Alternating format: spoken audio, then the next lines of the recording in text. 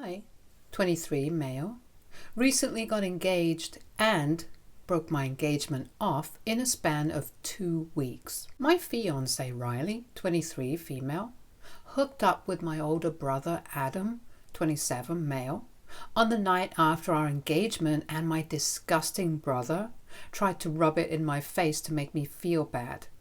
Riley and I had been together for almost 3 years, but she threw it all away for my brother. On the night of our engagement, she told me she was thrilled to be marrying me, but went back on her word the very next day when she hooked up with my brother. I was very upset about it and broke things off through text and blocked her. I also changed the locks on my house so she wouldn't be able to come back home. Riley and I had been living together for the past year, and it had been going really well, so I thought that it was the right time to propose. I never thought that she would end up betraying me for Adam, of all people, because she knows that he and I have an intense rivalry and don't get along at all. My dad passed away when I was a baby in an accident, and I barely have any memories of him. Adam had spent some time with him at least, but I have no recollection of what he was like. Adam never liked me, and growing up he was my biggest enemy. He was always a bully, and my mother, being a single mom, didn't really have time to deal with our sibling rivalry because she had more important things on her mind, like paying the bills and making sure there's food on the table every day. Our uncle, my dad's brother, visited a lot and tried to help out as much as he could. My mother kept in touch with my father's family even after his demise for their sake, because they'd already lost their son. They didn't need to lose their grandkids too. My uncle was pretty much the only father figure I have ever known, and he still is my go-to person. For Adam, it was my mother. My mother didn't play favorites, but it was very apparent that if she had to pick one, it would be Adam. And that made our sibling rivalry even more intense because I wanted to be my mother's favorite as well. Unfortunately, I was always a bit of a loser growing up. I wasn't good at sports, and I was mediocre at best when it came to academics. I was quite skinny, and I didn't have any such talents that could set me apart. So I was always very insecure about basically everything, and that made it very difficult for me to talk to people, make friends, and be popular. I was a really introverted kid and mostly kept to myself. Adam was quite the opposite. He played sports and was great at it. He wasn't too bad academically either, and he had a very different physique from mine, big and sturdy because of his athletics. Needless to say, being his little brother was even more embarrassing for me, because even though nobody said it to my face, I knew that everybody was constantly comparing me with him and thinking that I was a loser in comparison. With time, I learned to live in his shadow and would just let him walk all over me. My self-esteem really took a hit in my childhood, and I was never able to recover from it. Even until my last day of high school, I barely had any friends, and nobody wanted to talk to me because I just came off as weird. Things only changed for me and started looking up when I graduated and moved to college. I was a new person there, and nobody knew me as Adam's little brother. So I really grew into my own now that I didn't have to deal with Adam's constant bullying and could finally be my own person. I know it sounds cheesy, but I'm so thankful that I was able to go to college out of state where nobody knew me, because I don't think I would have been the person that I am today had it not been for that experience. And I have my uncle to thank for it because he was the one who paid for me to go to college. My mother had told me that she wouldn't be able to afford to send me to college so far away and wanted me to pick a location closer to home, within our city if possible. But I had my mind set, and my uncle offered to cover me and stepped up. I made a lot of friends there and graduated at the top of my class. My mother and uncle attended my graduation ceremony, but Adam didn't, even though I'd been present at his. After moving out, Adam and I didn't really keep in touch. For obvious reasons. He hated me for no reason, and I hated him because he made my childhood and teen years a total nightmare. I was glad to be rid of him, and we only met on the holidays or whenever we would come back home for birthdays. It's been years, and that's the arrangement that we stuck to. We didn't consider each other family beyond the confines of our house, but I did console him and send him a message when he lost all his money a couple of years ago. He'd quit his job and tried to start his own business but failed miserably, and my uncle and mother had to bail him out since he was neck deep in debt. He couldn't go back to his old job, so he had to move back into our mother's house for a couple of months until he was back on his feet. Even when he finally did find a job, it wasn't as great as his previous one. But he took it because he wanted to move out of his mom's house, since he was well in his 20s and he felt embarrassed to still live with his mom. This is what my uncle told me, and it was quite upsetting because his life had completely unraveled. I felt bad for him and sent him a message of consolation, but I think he misunderstood it and thought that I was bragging or making fun of him, so he blocked me and ignored me for the next couple of holidays. We weren't chummy when we met, but tried to keep things civil and at least greeted each other, no matter how coldly. But after that message, there was no talking to each other. I would like to say that Adam's life got better, but it didn't. He took the failure of his business really hard, and every time I saw him after that, he seemed worse for the wear. My uncle told me that he had switched jobs 7 to 8 times after that, but didn't seem content with any of them. His clothes got shabbier, and we could physically see the state of his mind reflected in how he acted at family gatherings. He was always either drinking or quietly staring at nothing. I say this from the bottom of my heart, but it really made me feel bad for him when I saw him in that state. I had always hated him growing up, but now it was just very difficult to hate someone who was already going through so much. My uncle always tried to include him in our conversations, but he didn't seem interested and would always take off early. I had also started bringing Riley to these gatherings after we had been together for a year. She knew about Adam and even seemed concerned about him, but there was not much that we could do. Fast forward to our engagement, which took place 2 weeks ago. Riley and I were at my uncle's house for his birthday dinner. I had asked him first and made sure that he was okay with me proposing to her at his dinner party, and he was, so I went ahead with it. The family would all be there anyway, and my uncle had a beautiful house with a lovely garden, so it was just the perfect place. I had even invited her parents, but they weren't going to show up until after the proposal, so she wouldn't be able to guess what was about to happen. After my uncle had cut the cake and stuff, I took her outside and popped the question. She said yes, and then we went back to announce it to everyone and celebrate. I did notice that Adam left within minutes of me making the announcement, but I didn't think too much of it because I was quite busy with everybody else that evening. And also, he usually does take off from family gatherings quite early, so it wasn't anything out of the blue. Riley and I had a great evening, and then we went back home. She didn't mention anything about Adam or his weird behavior to me after we got back home, which she usually does whenever we go to any family event of mine. We were both really wine drunk and tired, so I was knocked out as soon as my head hit the pillow. But I did wake up accidentally around 2 in the morning because I had to use the loo. When I woke up, I realized that Riley was still on her phone, and when I asked her who she was talking to, she told me that she was telling a couple of her friends about the engagement. That seemed innocent enough, so I didn't suspect anything and went back to sleep soon after. But 2 days later, while I was at work, I received a bunch of texts from Adam. It was really unexpected because the last time we had a conversation, he had blocked me. It was just screenshots of his conversation with Riley, and in those chats, they were planning to get together and hook up, which they did. It started with Adam reaching out to her to congratulate her on the engagement, and she asked him why he wasn't present for the rest of the evening.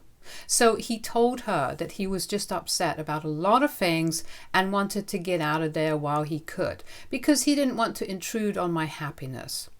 He talked about how we have never been friends, and he felt like it was inappropriate for him to be present on such an occasion for me, so he left. He was making himself look like some sad little puppy who wasn't wanted. But the truth is that I really wouldn't have cared if he stayed for the evening. He only wanted Riley to sympathize with him, so it would be easier for him to manipulate her, and that's exactly what happened. She started consoling him and told him that there was somebody out there for him. She also said that I was a great guy and I didn't mean to rub it in his face, so she apologized on our behalf if he felt bad about what happened. And Adam responded by saying that he wouldn't ever be able to find someone like Riley, so he didn't see the point of even searching. That sly jerk started flirting with her, and she flirted back in kind. And suddenly they were making plans to meet. And I know for a fact that she did go over to his house the night after our engagement, because she told me that she was going to spend the night at her friend's place to tell her everything about the engagement. On top of that, Adam had also sent me pictures of Riley's clothes on his bed, and that was all that I needed to see. It was a sick and disgusting thing to do, and it really caught me off guard. But I took the rest of the day off and went back home immediately after I received Adam's text. I was sobbing uncontrollably, but even with tears in my eyes, I decided to get the lock changed and started packing whatever I could lay my hands on. Whatever I saw and knew that belonged to Riley, I put in a cardboard box, and once I was done, I placed it outside the door. By the time I was done with all of it, it was almost time for Riley to come home. I hadn't seen her since the previous night because she told me that she'd go to work directly from her friend's place. But of course, now I know that she went to work from Adam's house. I wanted to break up with her in person, but after a while I decided that it wasn't worth it because she had cheated on me literally the day after I proposed, and she promised to spend the rest of her life with me. I was very upset, so I decided to end it through text. I sent her a message saying that I knew that she had hooked up with Adam, and I didn't want to be with her anymore. I told her that she disgusted me, and said that all her stuff was right outside the door, so she could just grab the box and go because I didn't want to see her. If she had left anything at home, then she could come back later and collect it. I told her that we were over, and then sent the message and blocked her. A few minutes after I sent that text, Riley was at my doorstep, knocking and begging me to let her in. She was devastated, and I could hear it in her voice. She was begging me to give her a chance to explain herself and kept telling me that she knew she had made a huge mistake, but she just wanted me to hear her out. It went on for about half an hour, and it was incredibly difficult for me to keep my calm and ignore it. But after she had tried everything, right from crying to manipulation and back to begging, she finally left. Just to be on the safe side, I still didn't open the door for about 1 hour after the begging stopped to make sure that she still wasn't waiting outside. Once I was sure she was gone, I ordered some takeout, had dinner, and then tried to go to sleep, but I was so upset that I couldn't bring myself to close my eyes. I wanted to do something big to get back at Adam and really teach him a lesson, but I couldn't think of anything. I kept brainstorming on my own for a while, and when nothing came to me, I decided to take the easiest way out and just forwarded those screenshots to everybody in the family saying, "This is what my dear brother Adam did to me." And then I turned my phone off and went to sleep. I honestly didn't have a plan in mind, and I didn't even set forth any conditions to my relatives. So whatever they did, it was of their own volition, and I had absolutely no part to play in it. Everybody in the family responded with sympathy and told me that they had blocked him and were going to cut him off from everywhere. Everybody was in shock after they got to know what Adam had done to me and reached out to console me, except for my mom. She didn't talk to me in the first couple of days after I sent everybody that message. But she visited me a few days later and she looked very upset. I knew that she wasn't going to sit and console me like the others. I was right, because she had visited me to talk to me about my actions. She told me that she could understand that I was upset with Adam for whatever he did, and rightfully so. But even then, I should have refrained from publicizing the incident. Her reason was that Adam was already suffering so much because he was a grown man living hand to mouth with a failed business and no prospects in his love life either. He would have a few flings here and there, but there was nothing permanent, and it was especially sad because he was a really promising young man when he was younger. So nobody could have imagined that he would turn out to be so unsuccessful and sad. I, on the other hand, nobody could have expected me to be as successful as I am today. Be it in my line of work or my relationships, my mom believed that Adam did this out of jealousy, which I already knew. For context, I work in an architecture firm and have a high-paying job. I worked really hard to get where I am now, and if Adam had researched his business properly instead of rushing into it head first, then it wouldn't have failed, and he wouldn't be earning less than half of what I make. But coming back to the point, while my mother was telling me all of this, it almost felt like she was trying to justify what he did. So I interrupted her and asked her if she was actually trying to make it seem okay for Adam to hook up with my fiance just the night after we got engaged simply because his life was sad and pathetic. She took a minute and then she said that it wasn't okay, but I needed to understand where he was coming from and be a little sympathetic and forgiving. She went on to tell me that the family cutting ties with Adam had hit him really hard and he was miserable. The family get-togethers were the only thing that he had going on for him because he felt embarrassed to be around his friends who were a lot more successful than he was. So he didn't keep in touch with them, and family was all that he had. I was happy about that, and I didn't really care that he was miserable because he had broken up with me and Riley. So he deserved this, and I had no sympathy to spare for him. But my mother believed that I should be the bigger person and talk to everyone to convince them somehow to give him a chance. Not only that, she also wanted me to reach out to him and clear the air. I told her that I was not doing any of it, and she was crazy to even expect that I would reach out to the person who ruined my relationship on purpose. I really just snapped at her. I told her that I knew she had favorites, even though she didn't really make it evident. But she didn't have to rub it in my face and make me feel so awful. I told her that if I had done the same thing to Adam, then she wouldn't have been trying to justify it and make it look like no big deal. She probably would have been all up in arms about it, and I knew that for a fact. She tried to deny it and we started arguing. It turned into a big fight where she got very upset and huffy. She left the house after saying that she wouldn't talk to me until I reached out to Adam and tried to sort things out with him. It's been a couple of days since then, and my relatives have been checking in on me. Mostly it's my uncle who's been texting me daily. Riley also sends me messages from time to time, hoping to win me back or at least have a conversation with me, but I haven't replied to her. I haven't blocked her yet either, but I know that I have to, and I will eventually. The only person that I haven't heard from after our big fight is my mother, and I really feel bad about it.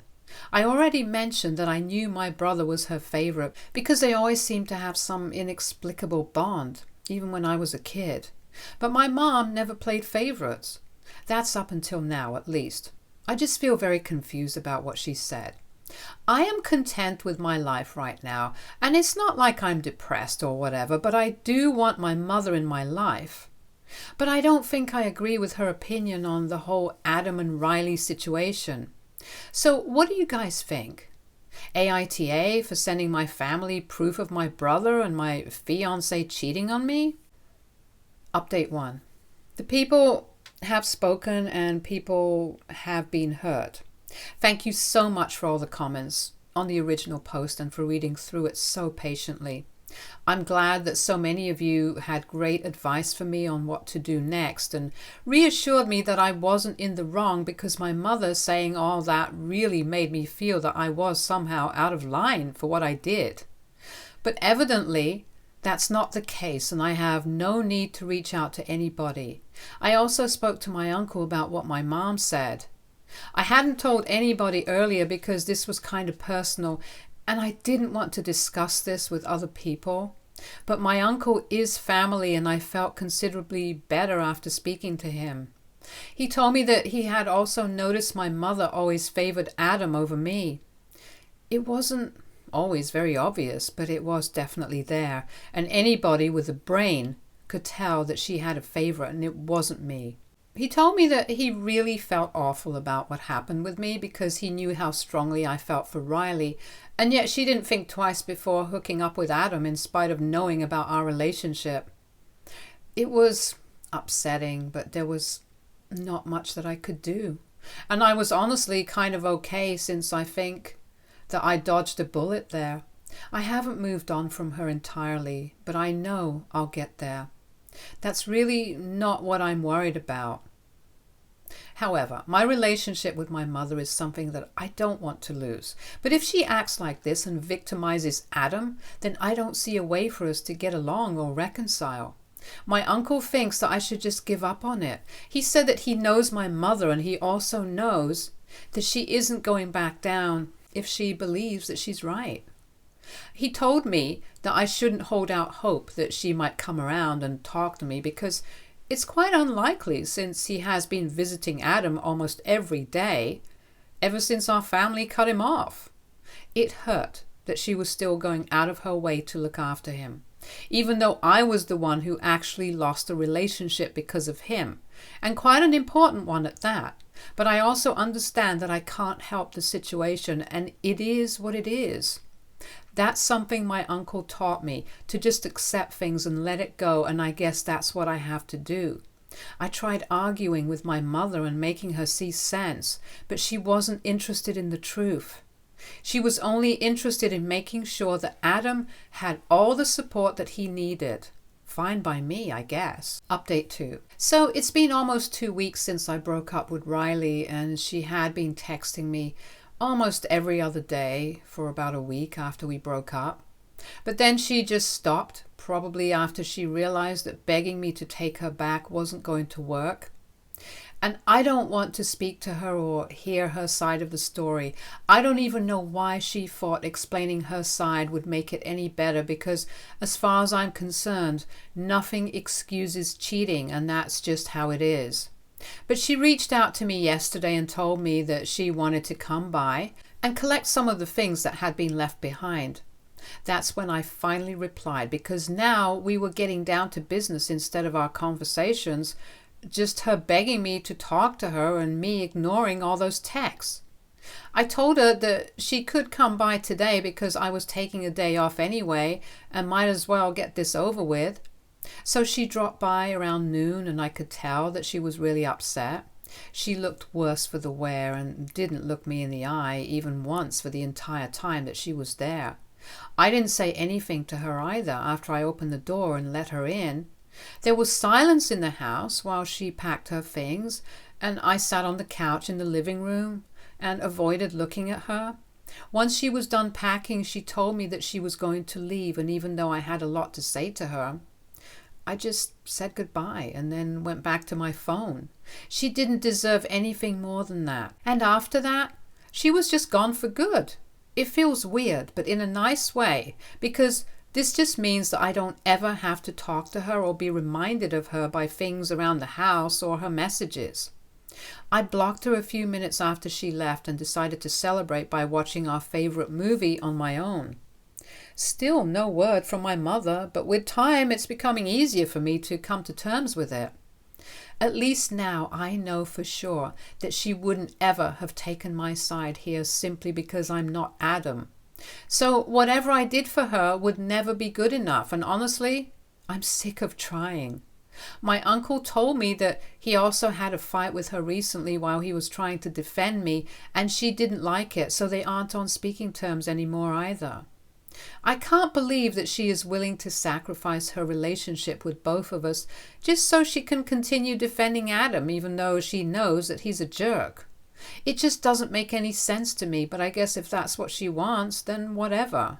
Update 3. It's been a month since I posted here last, and I can't believe that until a month ago I was still whining about how my mother doesn't love me. But I'm better now, and I just don't care about what my mother thinks. She's just as delusional and selfish as my brother, and that's probably why they get along so well, because they're both horrible people, and I was quite unfortunate to be related to both of them. But now I have no ties with either of the two. And I am so thankful for it, because they don't deserve somebody like me, and neither did Riley. I was always too good for them, and if they couldn't see that, then that's on them. It's their loss all the way. I don't have to feel bad for anything, and that's exactly why I don't feel bad about the fact that nobody from our family talks to them anymore and doesn't invite them to any events. They just have no link to any of us anymore, and I couldn't be happier about it. Riley and I haven't spoken ever since she came back here to collect her things for one last time, because I blocked her afterwards. And so did most of our common friends after they found out the real reason behind our engagement falling through. But my mother did try to reach out to me a few days ago, and even now she doesn't think that she needs to apologize to me, which is just insane to even think about. Even in the last conversation that we had, she was still harping on about how Adam is suffering and has been diagnosed with clinical depression. I told her that I could give her a psychotherapist's phone number, but nothing else, and I definitely wasn't going to talk to our family members now to make them sympathize with him. And then she started trying to manipulate me by going all emotional and sentimental on me. She was really laying it on thick and said that she had already lost her husband. She didn't want to lose the two most important men in her life now because of some stupid, petty fight over a girl. It was interesting that she saw the fight as stupid and petty, because the way I remember it, the fight was not over some girl. It was over my fiance. And it was neither stupid nor petty, because Adam had decided to hook up with Riley on purpose, all because he wanted to make me feel bad. So I think I was perfectly within reason to be mad at him and never want to speak to him again. As for the rest of our family, I hadn't coerced them into doing anything. They cut Adam and my mother off because of their own behavior, and I had absolutely nothing to do with that. So if they want to blame somebody, they should blame themselves. This is what I told my mother before blocking her. Now I can finally move on with my life, and they can go to hell for all I care. Stay tuned for more stories from our girl relationships.